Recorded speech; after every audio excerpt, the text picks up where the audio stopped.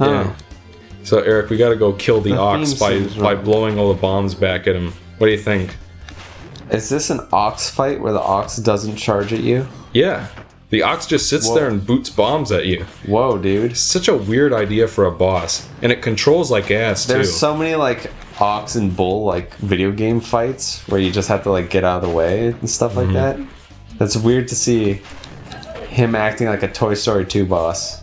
Standing up, pushing projectiles. It does feel like something that would be in Toy Story 2. See, the problem with this is that when you're on the ice, you don't turn around immediately. You kind of, like, take a little while. Radius. Yeah. So, like, you want to steer yourself towards the bomb so that you can point at it and blow the bomb back at him, but you can't because it takes too long to turn around. His getting hurt noise reminds me of the noise it makes in that, I guess it's called Burger Tycoon now or something, but that McDonald's game, that McDonald's Flash game, whenever the cows would get slaughtered, they go, "Woo!" I played that on my channel, growth is not sufficient. Yeah, that one. I played that on my channel, I think. Did I? Yeah. You called it Burger Tycoon. That's right. I really don't like those videos that I make that are like that. They always end up being boring. That's why you need to write a script. Well, I'm not going to write a script for like a Let's Play type thing. That's what I'm saying, I don't want to do those. Well, then do a Let's Play. Oh. And like, if you're going to make a short little video of edited content, then you need to script it. Actually, write jokes. No, you know what I mean? Don't. Well, it's just a Let's Play, but you cut all the shit out. A lot of people do it, but sometimes it's good, sometimes it's bad. Roboz does that. I'm not just talking like the, Homo Moose. Like the Toby Turners of the world and so on and so forth. Eric, what do you think of his comb over? He's got the two hairs, but they're antennae. Yeah, it's pretty clever. Look at how his mouth is clipping through his eyeball. Yeah, that's just... How dare this PS2 game, or PS1 game.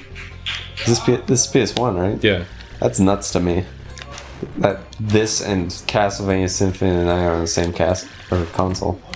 Yeah. In the same castle. You know, it's really weird. Dark Metamorphosis! Sorry. It's really weird, like, revisiting Yoshi's story and thinking that, like, wow, this is the only 2D game I can think of for the N64.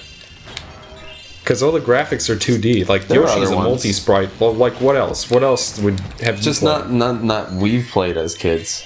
But I know for a fact that there are. I mean, like, the only other one I can think of that I've seen off the top of my head is, like, that Mortal Kombat Sub-Zero Chronicles game.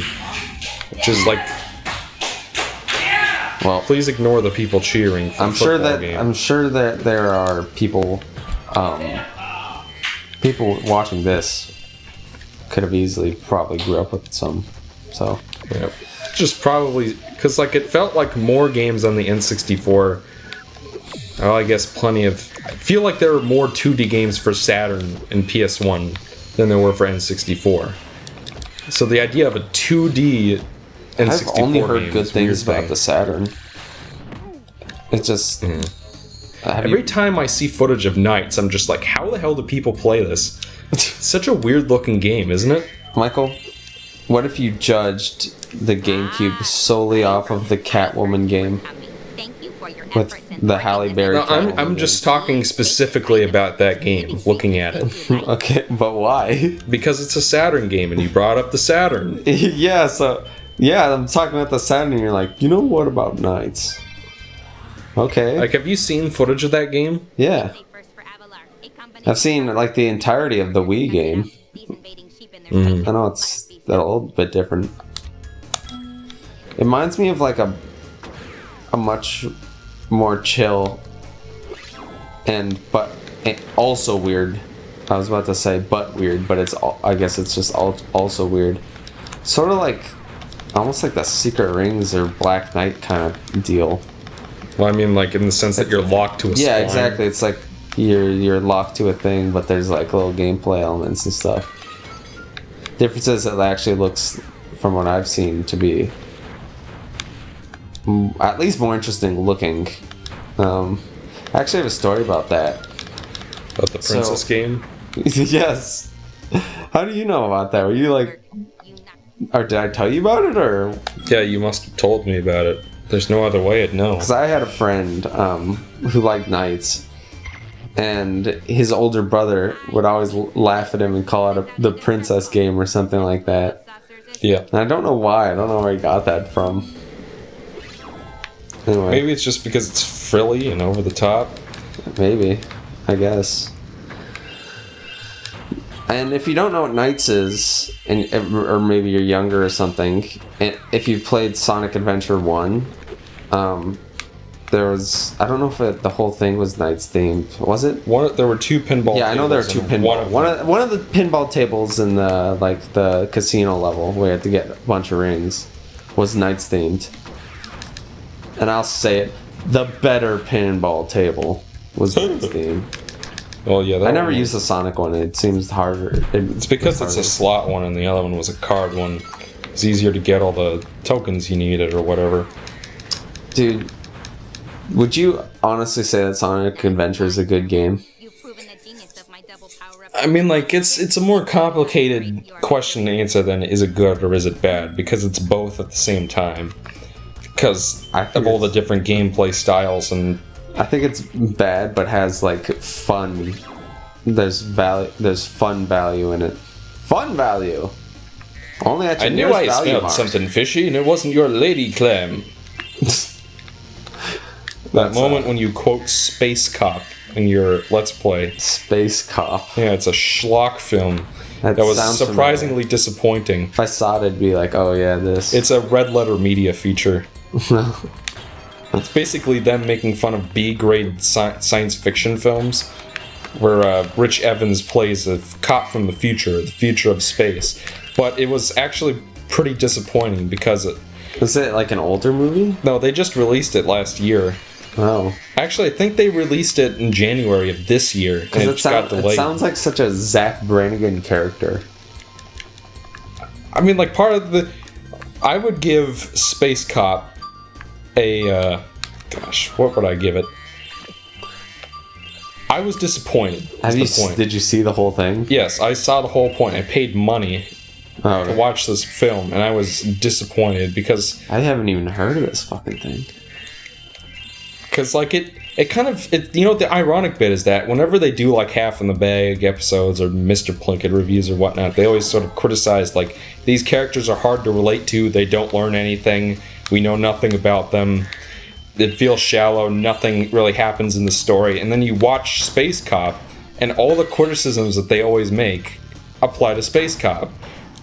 And it's like, it's supposed to be making fun of bad films that they watch, because they like schlock. Yeah. But the problem is that the film doesn't... Like, when people make those schlock movies for real, they're trying to make a real movie, and they just don't know how to. Yes. And the problem with Space Cop is that... That's what's funny. It's... They were actually trying to make that. Yeah. So it'd be like making fun of Army of Darkness for being stupid. It would be... I feel like Army of Darkness was trying to make a good movie, and it was very self-aware about how silly it was. It's not the kind of schlock they'd make fun of. Okay. I mean, I guess I just don't know about Red Letter Media.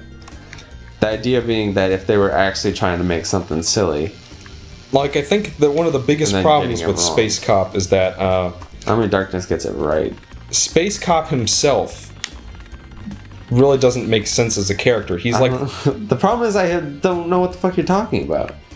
I mean, I guess you can talk about it. You know, like those cop characters that are always, like, obsessed with justice and, like... They always, they're like hot-headed and they're loose cannon and they always go off the wall and kill a bunch of innocent bystanders. That's what Space Cop is. What? I don't know that you're explaining this 100% accurately. Space Cop is, like, that's what you think the character's gonna be. He's just like a loose cannon. He doesn't always follow all the rules. Yes, but I don't associate that with being obsessed with justice. I associate that with being a crooked cop. Like, yeah, essentially he's a crooked cop, loose cannon, what have you. But he's also obsessed with justice. But no, that's the problem. He's not. There's no reason. He's an incomplete character. Okay. It's hard to explain when you constantly interrupt me, but... Well...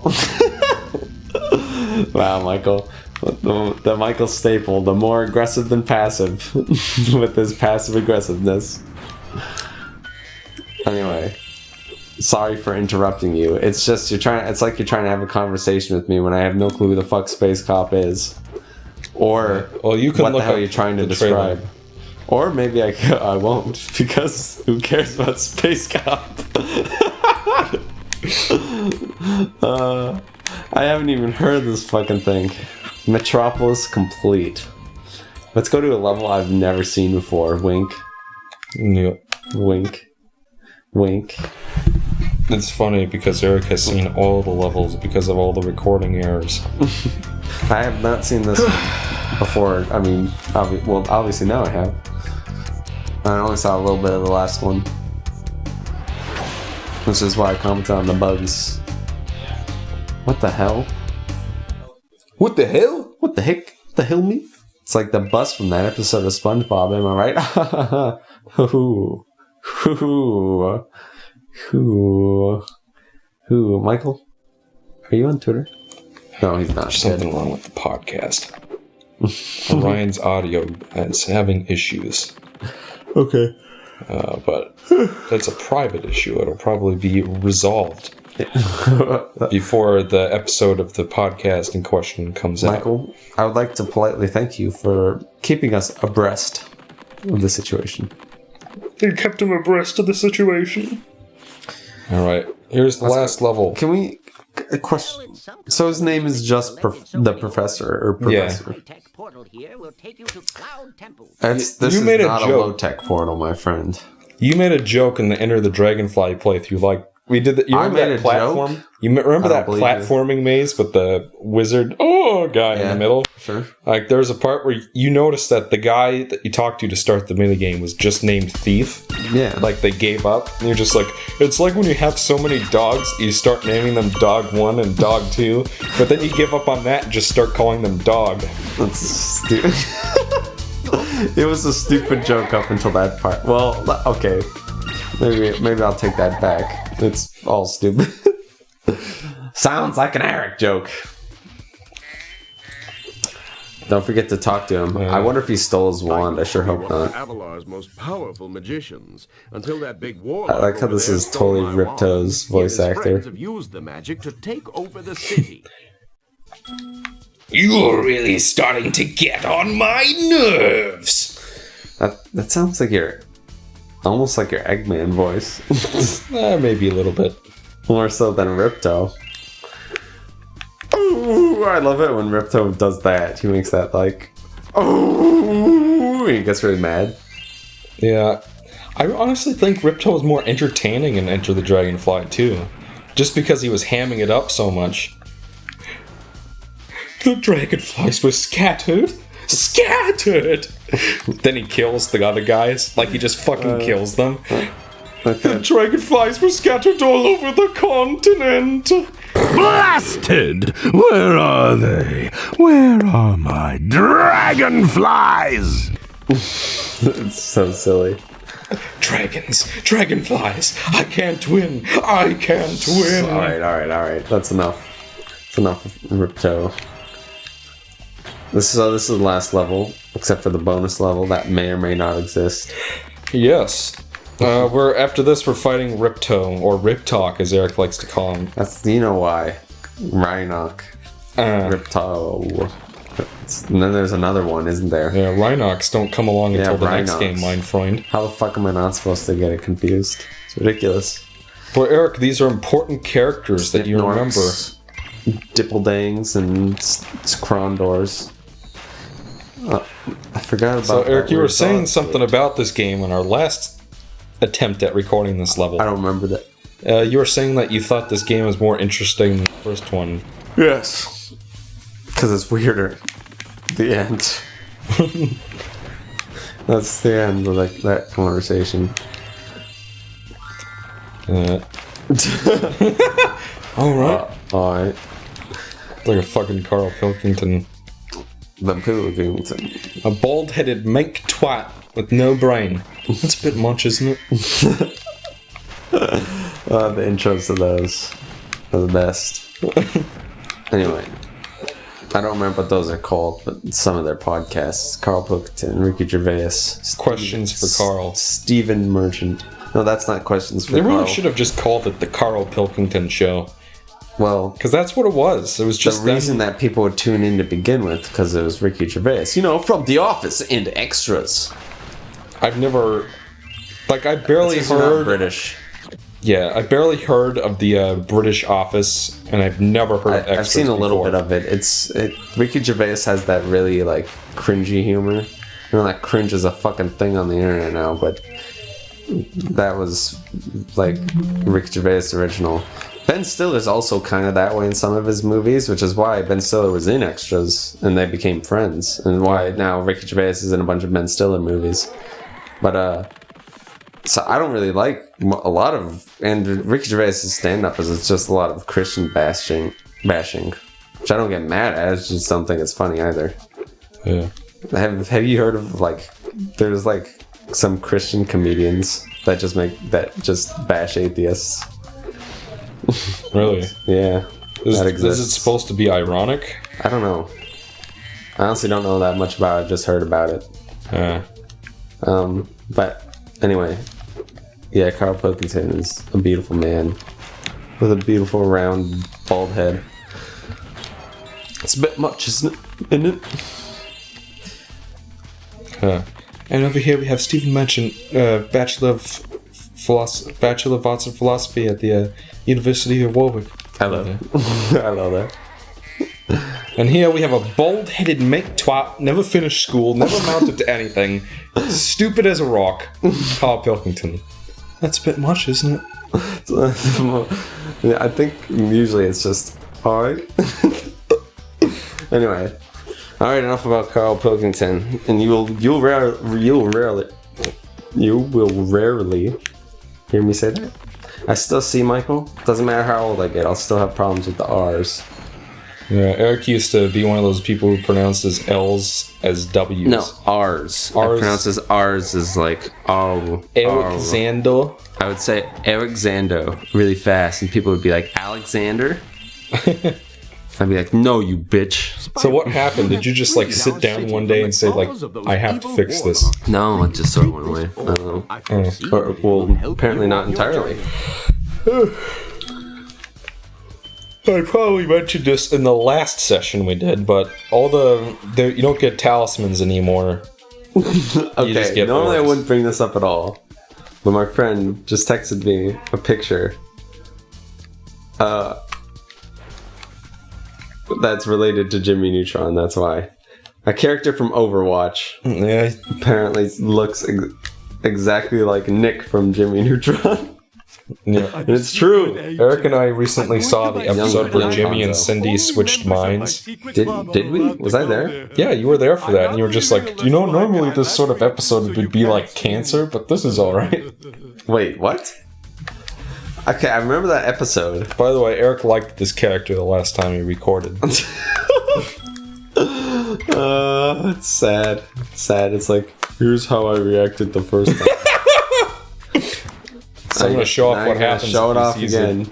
It was right here when it stopped and Michael threw a fucking hissy fit. This time I better not catch you sneaking behind me. This time. My hideout is for members only. Damn it, I forgot to listen to the end of his last line. Yeah, so the first time Agent Zero talks, like, you can hear, like, towards the end of his line, you can hear the voice director saying, like, all right, that was great. Great. Sort of vaguely in the background. That's so weird. Wow. It's like a Sonic 06 mistake. This is not a very difficult tailing section, is it? Well, that's because I practiced. I normally now, watch what happens if you don't keep up with him and the door closes. I'm too fast for anyone to follow. No one will ever find my hideout. Does this guy return in any games? Nope. Okay. There's an Agent 9, but he's not. That's what I was thinking of, and he's like a monkey guy, right? Yeah. So we can only assume that this guy eventually evolved into Agent 1, Agent 2, Agent 3, so on and so forth. Agent 9 is the 9th evolution of this guy. He has 9 tails. Isn't 9 tails one of the Alola Doesn't it have an Alola form, Michael? Alola. Alola. It's Aloha, but it's not. Oh, I got too close to him. Apparently you can see that way. It's funny because normally with these the tailing kind of missions, you have to like keep like a big distance. You're like right fucking behind them most of the time. Yeah. It's not a very sophisticated program. I hate that kind of stuff though, so easier it is the better, frankly. Can't see you because I'm behind the tree. Fucking like Assassin's Creed, LA Noire, you name it. Yeah. There's open world games in general. Fucking That GTA. part in Infamous 2 where what's-his-face is talking about the penal code and laughs about it when Lucy Quill mentions the penal code. Heh, penal code. Does he really? Yeah, that happens. Dude, it has been so What that thing that I played Infamous preacher 2. guy is doing violates the penal code. Like, what are you fucking doing, you gosh darn idiot? You silly goose. With a big spruce out in your backyard where you grow Those apples. are clearly bonsai trees. You're fired again. You're fired. Spruce / apple tree. /